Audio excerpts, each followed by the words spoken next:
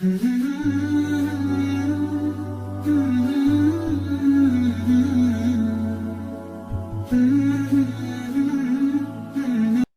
عليكم ورحمة الله وبركاته. بسم الله الرحمن الرحيم. الحمد لله رب العالمين. والصلاة والسلام على سيدنا وحبيبنا Muhammad wa ala alihi wa sahbihi ajma'in. Donc comme vous le savez, aujourd'hui pour la première khutbah de chaque mois, le sujet qui a été choisi dans l'ordre, c'est la connaissance et l'importance des noms d'Allah. Malheureusement aujourd'hui notre frère Amin, il a commencé l'école, donc c'est moi qui ai pris sa khutbah, il ne peut pas faire le Jumu'ah ici. Donc Inch'Allah, ça va être moi qui va faire la khutbah. Donc ça va être un peu un arrêt dans l'ordre qu'on avait fait, parce qu'à chaque khutbah on faisait un nom d'Allah, si vous vous rappelez. Chaque première khutbah de chaque mois, on fait un nom d'Allah différent. Mais là, ça va être comme un retour à pourquoi on fait un nom d'Allah chaque mois. Pourquoi et quelle est l'importance des noms d'Allah et la connaissance d'Allah, plus précisément. Donc, le point le plus important, c'est que lorsqu'on connaît Allah, lorsqu'on connaît celui qui donne les ordres, l'application des ordres, ça devient facile. Et c'est une des choses les plus importantes.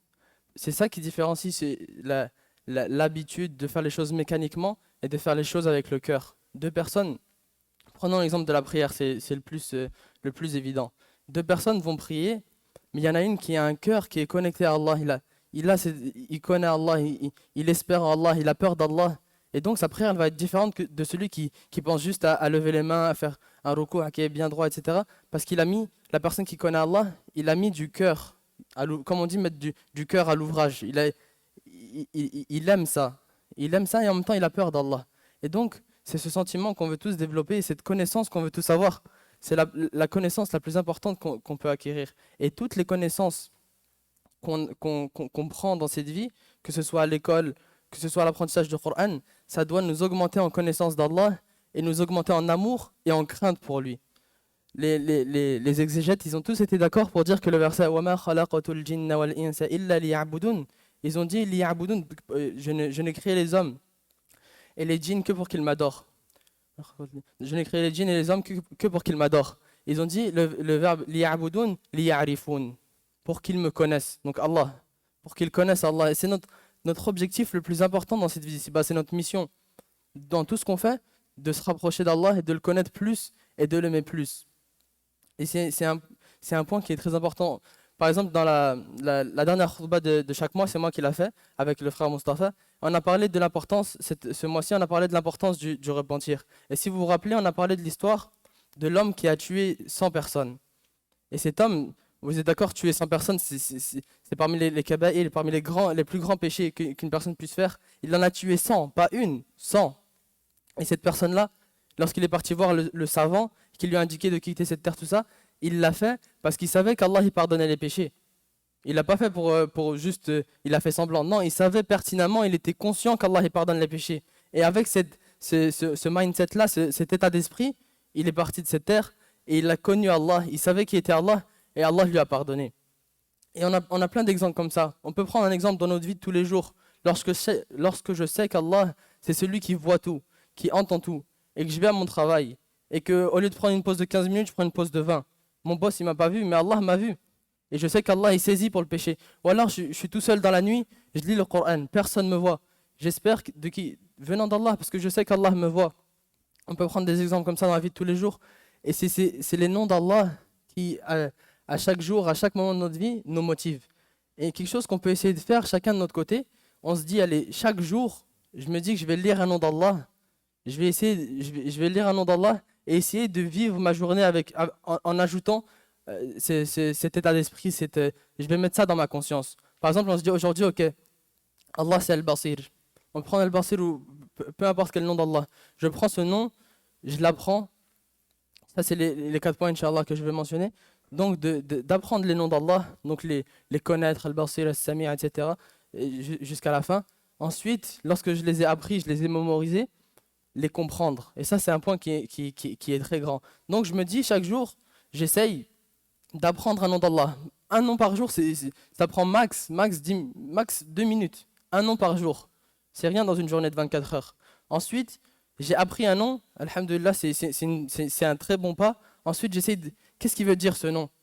Donc d'approfondir un peu plus, et prendre des exemples, des histoires, des choses qui vont me permettre de faire des connexions et de mieux connaître Allah.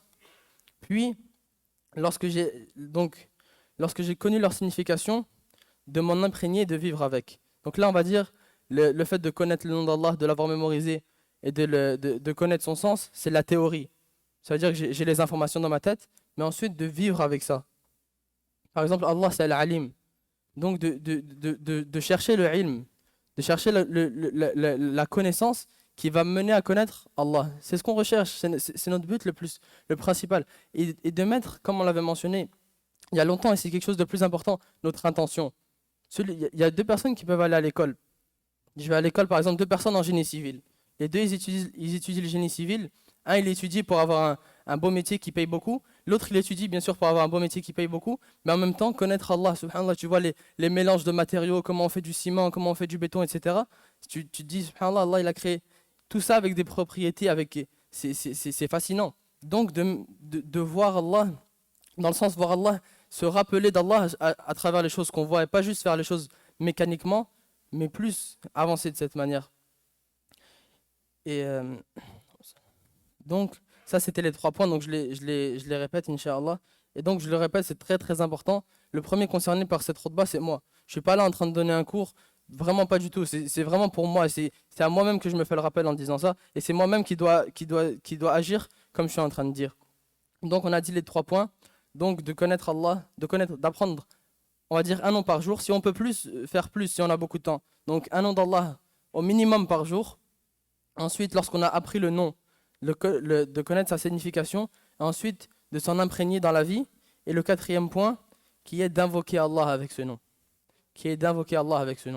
Par exemple, Allah, c'est Al-Ghani, le riche par excellence.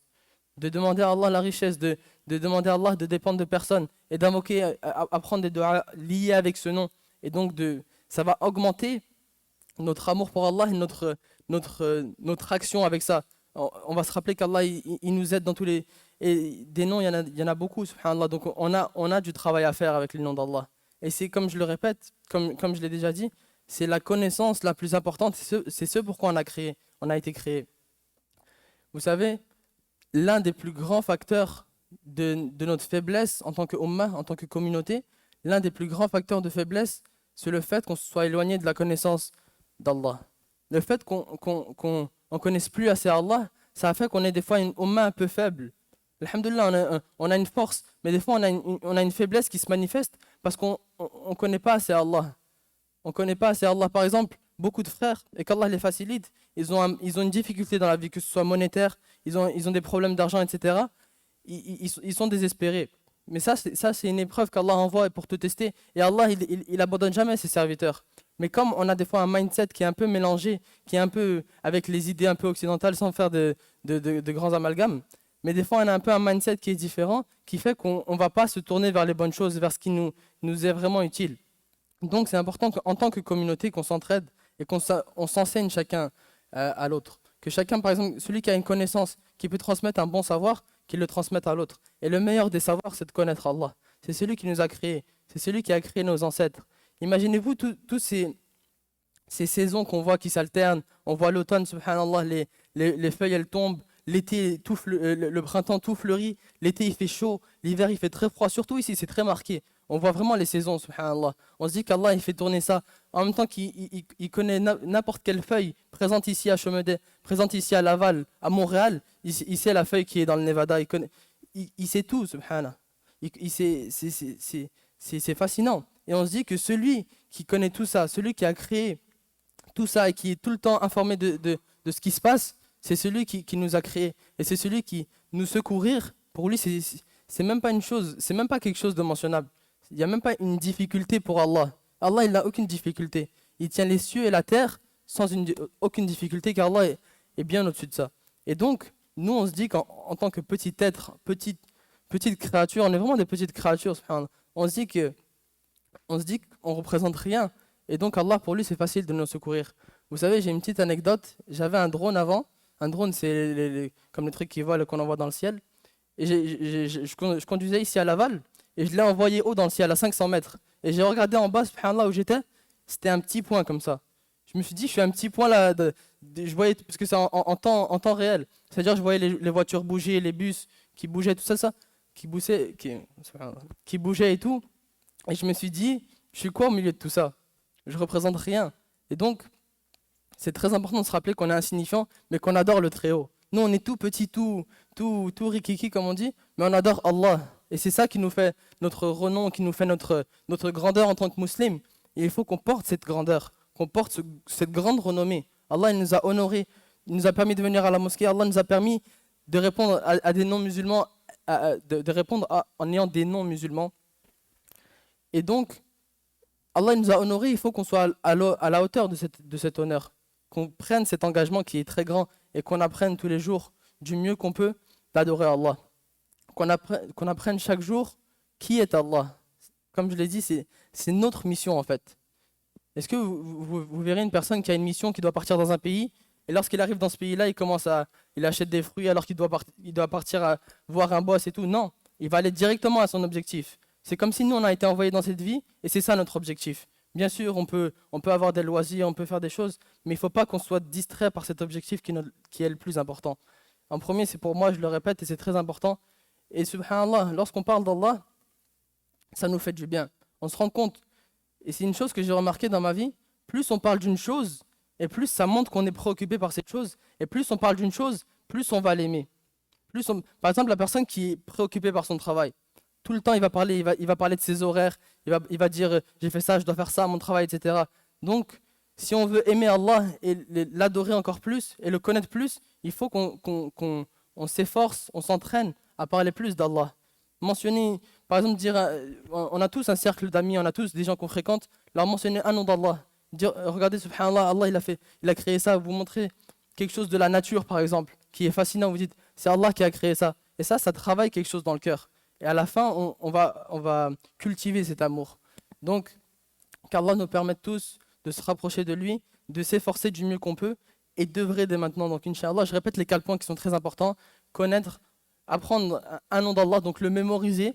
Ensuite, connaître son sens. Ensuite, s'en imprégner et vivre avec. Puis ensuite, invoquer Allah avec.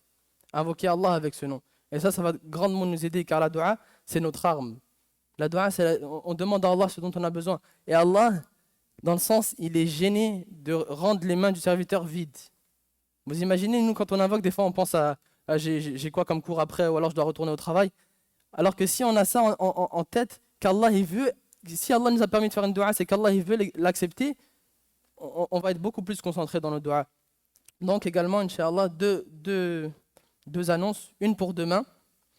Donc, Inch'Allah, demain, comme vous le savez, après chaque maghrib de chaque samedi, il y a comme le programme pour tout le monde, jeunes et moins jeunes. Donc, c'est le sujet qu'on fait à la khutbah, mais beaucoup plus détaillé et beaucoup plus long. Donc, Inch'Allah, essayez de venir, ramener vos enfants et ramener tous ceux que vous aimez et même ceux que vous n'aimez pas. Donc, ramenez-les, Inch'Allah, et ça va être très, très profitable. Et également, pour les jeunes et les parents des jeunes du secondaire, vers cet âge-là, venez, Inch'Allah, après la prière, et on va voir pour les Jumu'ah s'il y a besoin, des nécessités de faire un autre Jumu'ah, une certaine heure pour spécialement les jeunes du secondaire. Barakallahu fikum, subhanakallahumma bihamdik, nashhadu an la ilaha illa ant,